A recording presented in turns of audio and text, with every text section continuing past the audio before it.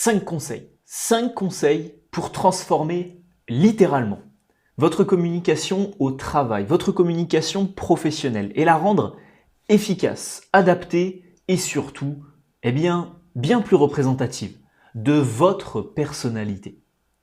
Chaque vendredi à 19 h, c'est votre rendez-vous. Alors parfois, on s'amuse sur des analyses de vidéos, parfois on va aller sur des terrains comme l'intelligence sociale, la séduction, mais aujourd'hui, je sais qu'il y en a beaucoup qui veulent améliorer leur communication au travail. Que ce soit pour leurs relations professionnelles, que ce soit pour la crédibilité qu'ils vont avoir dans le métier qu'ils vont effectuer, j'aimerais cette fois-ci donner 5 conseils qui vont être valables, sachez-le bien, à la fois sur votre communication opérationnelle, sur votre communication motivationnelle, mais également sur votre communication interpersonnelle. Les 3 formes de communication au travail que nous avons d'ailleurs déjà évoquées dans une vidéo qui date un petit peu, vous en conviendrez, mais qui avait très bien marché sur ma chaîne YouTube.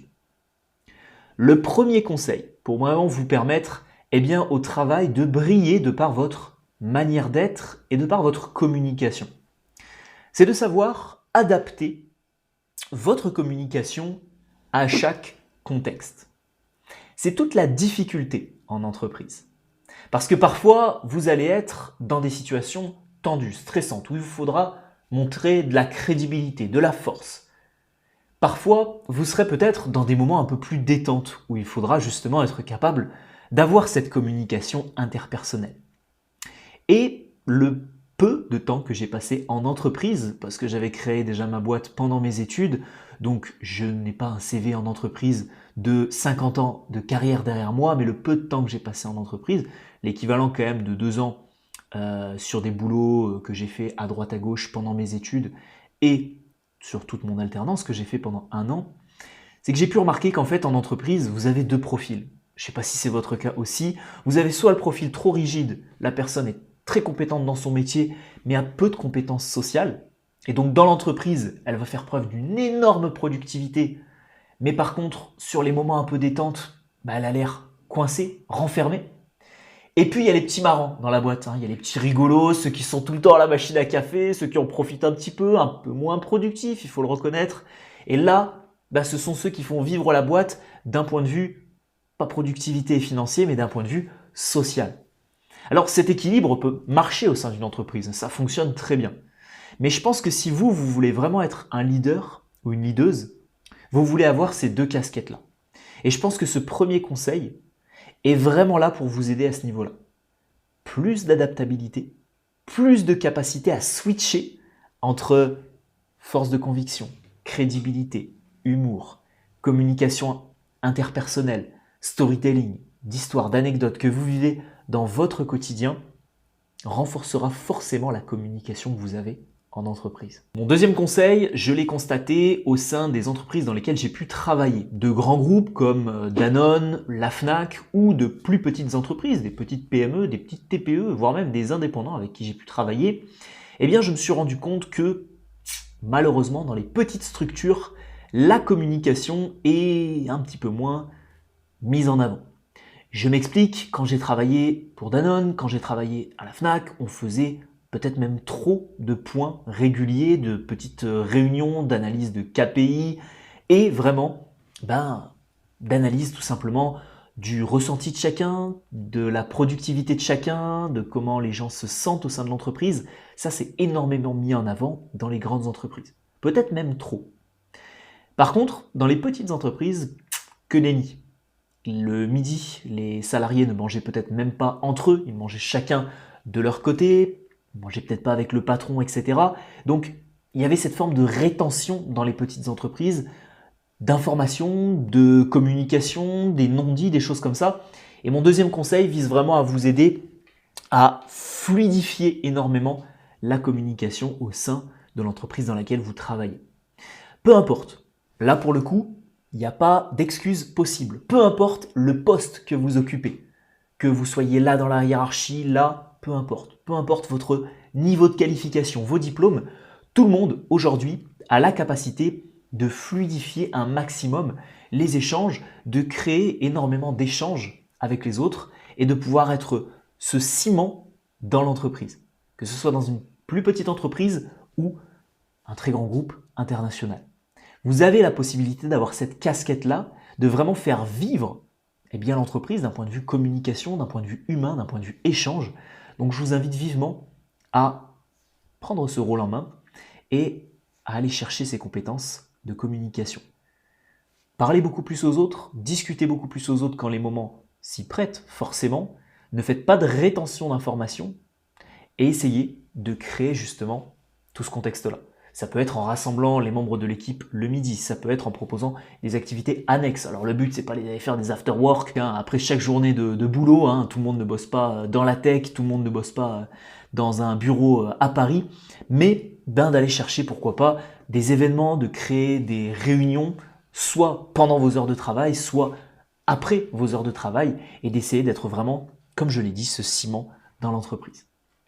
Le troisième conseil pour améliorer votre communication dans le milieu professionnel, ça va être cette fois-ci d'aller porter, vous le voyez venir, vous l'entendez, oui, je ne l'ai même pas prononcé que vous l'entendez déjà, plus d'écoute et moins de blabla. Quelque chose que j'ai retenu aussi de mes expériences professionnelles, c'est que la capacité d'écoute, quand vous vous intégrez dans une entreprise, dans un groupe, est primordiale, mais que la capacité d'écoute vous fera énormément grandir.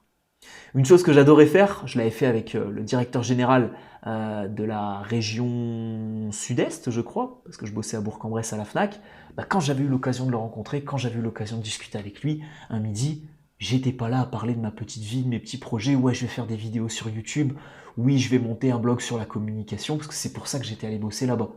Non. Comment vous en êtes arrivé là? Il m'avait expliqué qu'il avait fait l'armée, qu'il avait commencé en tant que vendeur, qu'il avait commencé à monter petit à petit, etc.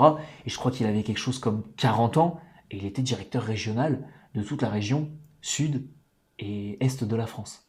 Ça s'arrêtait au sud-est, à la ligne Lyon-Bourg-en-Bresse, je pense. Et bien là, avec beaucoup plus d'écoute, déjà, vous paraissez plus sympathique aux yeux des autres. Et puis en plus, c'est un énorme retour d'expérience. C'est quelqu'un qui a vécu plein de choses et qui vous envoie tout ça gratuitement. Profitez-en. Que ce soit sur l'aspect technique de certains qui ont une technicité dans leur métier avec des années et des années et des années d'expérience, taisez-vous, vous sortez de vos études, vous sortez de je ne sais quelle entreprise, etc. Vous avez fait un switch, vous avez fait une reconversion. On se tait, on écoute, on prend l'expérience des gens, ça vous sera énormément bénéfique pour la suite. Le quatrième conseil, juste avant de vous le donner, si vous voulez apprendre à avoir plus d'écoute, une communication plus fluide et savoir faire ce fameux switch dans votre manière de communiquer avec les autres, en bref, si vous voulez maîtriser les trois points précédents, je vous recommande vivement de vous inscrire à Bienvenue au sein de cette courte, très très courte vidéo dans laquelle je souhaite simplement vous délivrer un seul et unique message. Pourquoi vous devriez laisser juste à côté ou juste en dessous vos coordonnées, email et numéro de téléphone. La première raison, c'est tout simplement parce que je vais vous délivrer les secrets, les meilleurs conseils, les astuces pratiques, mais surtout des exercices redoutables pour améliorer votre communication. J'ai regroupé tout ça au sein d'une formation gratuite qui a pour but de vous initier à l'art oratoire et à la communication, la formation Master Communicant. En plus de bénéficier de cette formation, vous allez pouvoir bénéficier d'un challenge gratuit par email, un mail tous les soirs entre 18 et 19 h qui va vous aider justement à développer encore plus vos compétences, négociation, voix, aisance sociale, prestance et structure de votre discours. Mais comme ça n'est pas tout, vous avez aussi la possibilité de réserver un appel stratégique avec moi qui aura pour but de voir quelle est votre situation actuelle, d'analyser vos compétences relationnelles actuelles pour savoir aujourd'hui qu'est-ce qui peut être mis en place au sein de mon organisme de formation pour vous aider de manière très précise. Et pour ça, rien de mieux que d'un échange direct avec moi-même ou un membre de mon équipe. Je vous invite vivement à vous inscrire, numéro de téléphone et adresse email pour que je puisse prendre contact avec vous, vous envoyer toutes ces ressources-là et bien entendu vous faire progresser dans votre communication, votre charisme et votre aisance à l'oral. Je n'en dis pas plus, les personnes motivées sauront exactement quoi faire et je vous dis à tout de suite de l'autre côté. Bon, vous ferez votre inscription juste après avoir visionné l'intégralité des conseils de cette vidéo. Le lien est bien sûr dans la description. Le quatrième point, c'est de développer votre empathie au travail. Que ce soit l'empathie cognitive ou l'empathie émotionnelle, votre capacité de comprendre les actes des gens et puis votre capacité de comprendre ce qu'ils ressentent aussi, leurs émotions, vous devez apprendre à vous mettre beaucoup plus à la place des gens avec qui vous bossez et qui bossent avec vous. Ça vous permettra de développer beaucoup de compétences transverses, notamment votre assertivité au travail, votre capacité de vous affirmer devant certains en comprenant mieux la personne que vous avez en face de vous. Ça vous permettra aussi d'améliorer votre écoute, ça vous permettra d'améliorer votre communication. En bref, l'empathie, mais alors attention, beaucoup de personnes se fourvoient sur leur capacité d'être réellement empathique. L'empathie est vraiment une compétence primordiale dans votre bien-être en entreprise et surtout dans l'écosystème dans lequel vous allez évoluer. Je ne peux pas vous donner plus de conseils que ça, à part vous dire soyez plus empathique, de dissocier empathie cognitive d'émotionnel. Si vous cherchez plus de stratégies là-dessus, regardez la vidéo que j'ai fait sur l'empathie sur ma chaîne YouTube. Contactez-moi sur Instagram si vous voulez vraiment développer cette compétence et on passe tout de suite au cinquième et dernier point. Et pour ce cinquième conseil, on va déroger à une petite règle que j'ai de ne pas utiliser trop d'anglicisme. Mais bon, je trouve que le mot feedback est plus impactant et plus intéressant que le mot retour, créer des retours, donner des retours à vos collègues. Je trouve que le mot feedback se prête vraiment à la situation parce qu'il y a la notion de feed, il y a la notion vraiment de nourrir, faire grandir, que ce soit vous ou vos collègues de travail, grâce justement à beaucoup plus de retours. N'hésitez pas, que ce soit sur votre communication, votre personnalité, votre productivité, votre manière d'être au travail, peu importe, d'aller demander aux autres ce qu'ils en pensent, mais de manière très sincère. Alors, vous aurez toujours des gens qui vont arrondir les angles. Bah écoute, tout va très bien. Vous avez Nathalie, la secrétaire, qui va vous dire, bah écoute, t'es quelqu'un en or, t'es quelqu'un de super sympa, tu peux aller me ramener un petit café là. Bon, mais vous en avez certains qui vont peut-être vous dire vos 4 vérités, qui vont peut-être vous trouver des axes d'amélioration. Et je vous invite aussi à le faire pour ces dernières personnes, pour aller améliorer vraiment votre quotidien, votre vie dans l'entreprise. Si vous êtes chef d'entreprise, bah pourquoi pas mettre ça en place dans vos équipes. Si vous êtes manager, mettre ça dans vos équipes aussi. Seul prérequis, ne me faites pas dire ce que je n'ai pas dit. N'allez pas donner votre avis sur chacun si personne vous a demandé votre avis. Ça reste bien entendu logique ce conseil-là, mais bon, je tiens quand même à le préciser. N'allez pas aller donner des feedbacks à des gens qui vous ont strictement rien demandé. Par contre, si vous demandez un feedback à quelqu'un sur votre personnalité, ça pourrait déclencher chez lui sa capacité de se remettre en question et de vous demander la même chose. Et c'est là où vous pourrez lui donner un retour constructif. Ne soyez pas dans l'émotionnel, dans écoute, j'aime pas la manière dont tu t'habilles. Non, on n'est pas là-dessus. Soyez constructif, soyez rationnel le plus possible. Mais je pense que les échanges, les feedbacks sur beaucoup de notions sont aussi des éléments essentiels en entreprise. En bref, vous aurez découvert au sein de cette vidéo 5 conseils que je vous récapitule très rapidement. Une communication plus adaptée, une communication plus fluide, une écoute plus ouverte, une capacité d'empathie accrue et une capacité de donner des retours et des feedbacks aux autres et également d'en recevoir.